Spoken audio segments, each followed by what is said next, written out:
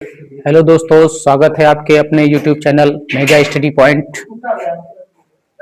हाँ, मैं सुशील सर आपके बीच में एक टॉपिक लेकर आया हूँ जो कि भौतिक विज्ञान से रिलेटेड है और जिसमें आपको ध्वनि के बारे में, प्रकाश के बारे में और कुछ विद्युत धारा से रिलेटेड क्वेश्चंस बताए जा रहे हैं जो कि हमारे प्रखंड जिला स्तरीय सामान्य ज्ञान प्रतियोगिता के लिए उसकी दृष्टि से महत्वपूर्ण है।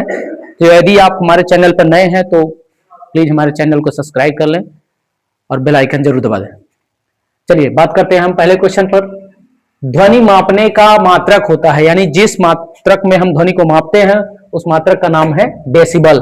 आवर्तकाल और आवृत्ति में क्या संबंध होता है? आवर्तकाल मतलब सरल लोलक अपनी जो एक पथ पर बारंबार गति करता है उसकी आवर्तकाल कहते हैं। तो एक आवर्त करने में कितना समय लेता है? आवर्तकाल और आवृत्ति में संबंध होता है T बराबर 1/n, जहां n आवृत्ति होती है। पराश्रव्य ध्वनि तरंग की आवृत्ति जो मनुष्य नहीं सुन पाता है उस ध्वनि तरंग की आवृत्ति होती है 20,000 से हर्ट्ज से अधिक होती है। जड़त्व की खोज किसने की थी? जड़त्व की खोज यानी कि इनर्शिया की खोज गैलीलियो ने की थी। वेग परिवर्तन की दर को हम त्वरण कहते हैं। किस माध्यम में प्रकाश की चाल सर्वाधिक होती है?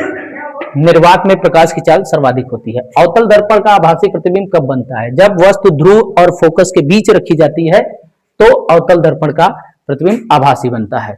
प्रिज्म का वर्ण विक्षेपण का क्रम क्या होता है? VIB GYOR, जिसे हम बैजानी हपिनाला कहते हैं। उसके बाद अबिंदुकता दोष मानव नेत्र में पाए जाने वाला यह एक दोष होता है। इस दोष का निवारण बेलनाकार लेंस का प्रयोग करने से होता है। नेत्र के रेटिना पर स्पष्ट प्रतिबिंब किस स्थान पर बनता है?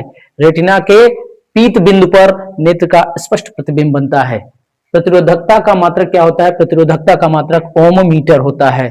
सरल आवर्त गति में माध्य स्थिति से अधिकतम विस्थापन, यानी एक माध्य स्थिति है वहां से अधिकतम विस्थापन को क्या कहा जाता है? आयाम कहा जाता है। किस तार में चालकता सर्वाधिक होती है? यानी कि किस पदार्थ का चालक का अधिक होती है, यानी किसका हम तार प्रयोग करें तो चालकता अधिक होगी? उसका नाम है सोने का तार। लेकिन इतना महंगा होने के कारण लोग सोने और चांदी के तार नहीं बनवाते बल्कि कॉपर को यूज करते हैं।